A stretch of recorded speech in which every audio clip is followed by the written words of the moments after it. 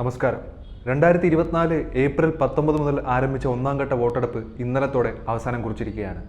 43 ദിവസം നീണ്ടുനിന്ന തെരഞ്ഞെടുപ്പാണ് ഇന്നലത്തോടുകൂടി അവസാനിച്ചിരിക്കുന്നത്. ജൂൺ 4-ന് നടക്കുന്ന ഫലപ്രഖ്യാപനത്തിന് ഇനി 2 ദിവസങ്ങൾ കൂടിയേ ബാക്കിയുള്ളൂ. ഇനി അങ്ങോട്ടുള്ള ജൂൺ 4 വരെയുള്ള സമയം വോട്ടെണ്ണലിൻ്റെയും എക്സിറ്റ് പോളുകളുടെയും ദിനമാണ്. ചിലപ്പോൾ ഇത് മൊത്തത്തിൽ പാളിപ്പോകുന്നതിനുള്ള സാധ്യത വളരെ കൂടുതലാണ്. എന്നിരുന്നാലും എക്സിറ്റ് പോളുകൾ ജനവിധി എന്തായിത്തീരുമെന്നുള്ളതിൻ്റെ സൂചനയാണ് പൊതുവായിട്ട് കാണിക്കാറുള്ളത്. കഴിഞ്ഞ 2 പൊതു തെരഞ്ഞെടുപ്പുകളിലും എക്സിറ്റ് പോളുകൾ എത്രത്തോളം വ്യക്തത കാണിച്ചിട്ടുണ്ടെന്നുള്ളത് നമുക്കൊന്ന് പരിശോധിച്ച് നോക്കാം. 2014-ൽ 2 ഘട്ടങ്ങളിലായിട്ടാണ് തെരഞ്ഞെടുപ്പ് നടന്നിരുന്നത്. തീയതി നോക്കുകയാണെങ്കിൽ ഏപ്രിൽ 7-നും മെയ് 12-നുമാണ് തെരഞ്ഞെടുപ്പ് നടന്നിട്ടുള്ളത്. മെയ് 16-ന് റിസൾട്ടും വന്നു. 2019-ലേക്ക് വരുമ്പോൾ ഏപ്രിൽ 11-നും മെയ് 19-നുമായാണ് തെരഞ്ഞെടുപ്പ് നടന്നിരിക്കുന്നത്. മെയ് 23-ന് വോട്ടെണ്ണലും നടന്നു.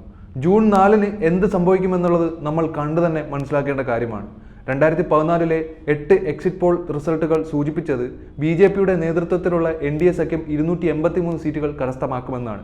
കോൺഗ്രസ് നേതൃത്വം നൽകുന്ന UPAക്ക് എക്സിറ്റ് പോൾ പ്രവചിച്ചിരുന്നത് 105 സീറ്റുകളായിരുന്നു. ഇന്ത്യയിൽ ആദ്യമായി മോദി എന്ന നേതാവിന്റെ അലകൾ രാജ്യവ്യാപകമായി ആഞ്ഞടിച്ചത് 2014 എന്ന വർഷത്തിലായിരുന്നു. എക്സിറ്റ് പോൾ പ്രവചനങ്ങളെയും ഒക്കെ ചാടിക്കടന്നുകൊണ്ടാണ് 336 സീറ്റുകൾ BJPക്ക് നേടുവാൻ കഴിഞ്ഞത്.